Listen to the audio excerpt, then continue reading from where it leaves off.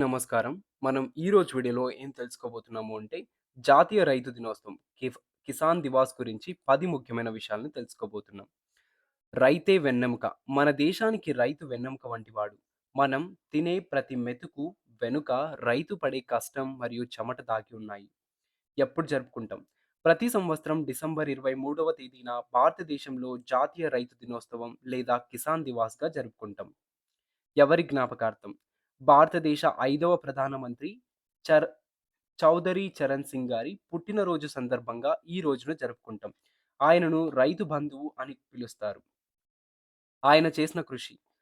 చౌధరీ చరణ్ సింగ్ గారు రైతుల కోసం అనేక చట్టాలు తెచ్చి, వారు గౌరవంగా బ్రతకడానికి ఎంతో కృషి చేశారు.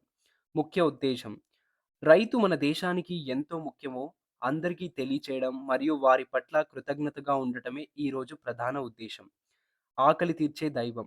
ఎండనక, వాననక పొలంలో కష్టపడి మనందరి ఆకలి తీర్చే రైతుని మనం ఒక దైవంగా భావించాలి.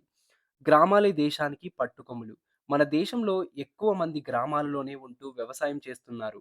వారు బాగుంటేనే దేశం బాగుంటుంది. జై జవాన్, జై కిసాన్.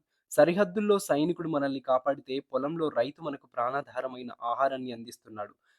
అందుకే ఇద్దరూ మనకు సమానమే. పిల్లల బాధ్యత. అన్నాన్ని వృధా చేయకుండా ఉండటమే మనం రైతుకిచ్చే అతిపెద్ద గౌరవం. రైతు కష్టాన్ని మనం ఎప్పుడూ మర్చిపోకూడదు. ముగింపు. ఈ రోజున పాఠశాలలో రైతులకు కృతజ్ఞత చెబుతూ వ్యాసరచన మరియు వక్తృత్వ పోటీలు నిర్వహిస్తారు. మనం కూడా జై కిసాన్ అంటూ మన అన్నదాతను గౌరవిద్దాం. చూసారు కదా ఫ్రెండ్స్!